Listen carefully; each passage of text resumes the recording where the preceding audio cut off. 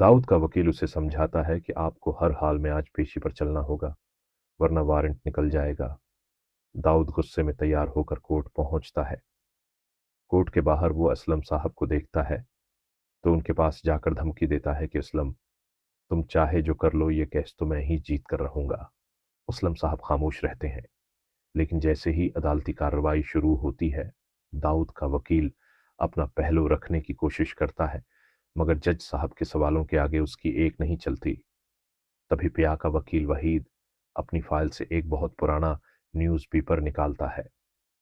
ये वही अखबार होता है जो अलियार ने चुपके से वहीद तक पहुंचाया था। वहीद जज साहब को वो अखबार दिखाता है जिसमें दाऊद की पुरानी फोटो के साथ लिखा होता है, खतरनाक मुजरिम मूसी फरार।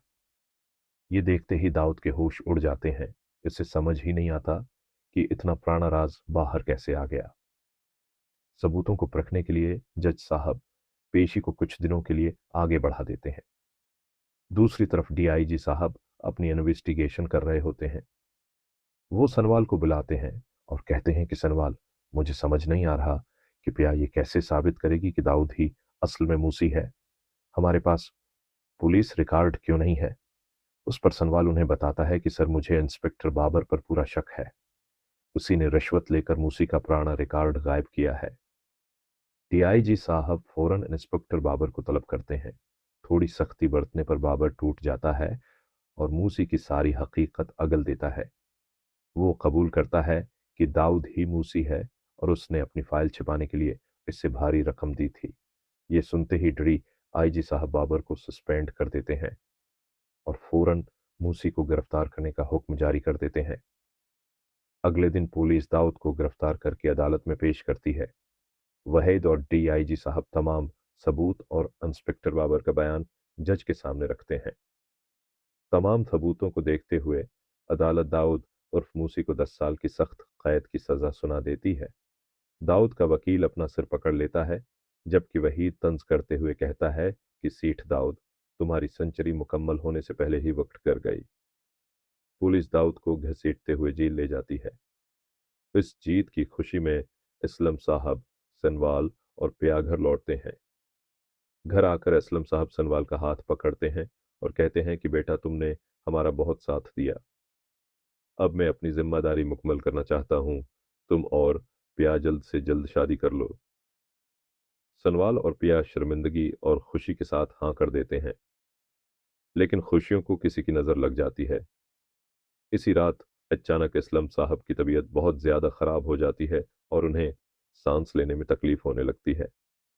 सनवाल और पिया घबरा कर उन्हें फौरन एम्बुलेंस से अस्पताल लेकर भागते हैं। डॉक्टर उन्हें इमरजेंसी में चेक करते हैं और थोड़ी देर बाद बाहर आकर उदास होकर कहते हैं कि उनका दिल बहुत कमज़ोर हो चुका है। उनके पास वक्त बहुत कम है। शायद ये उनके आखिरी दिन चल रहे हैं।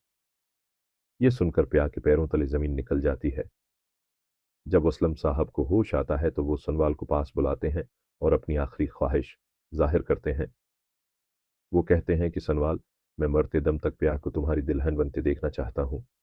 मेरा इंतकाल होने से पहले तुम दोनों अभी इसी वक्त शादी कर लो। सनवाल उनकी बात टाल नहीं पाता। वो फौरन टीपू को फोन करके मौलवी साहब को अस्पताल बुलवाता है।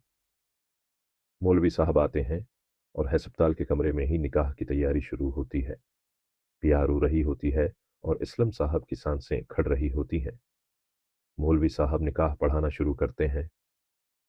अब सवाल ये है कि क्या असलम साहब की जान बच पाएगी या फिर निकाह मुकम्मल होने से पहले ही कोई अनहोनी हो जाएगी? क्या पिया अपने बाप को खो देगी? इस ड्रामे के आखिरी एपिसोड का क्लाइमेक्स जानने के लिए हमारे साथ जड़े रहें।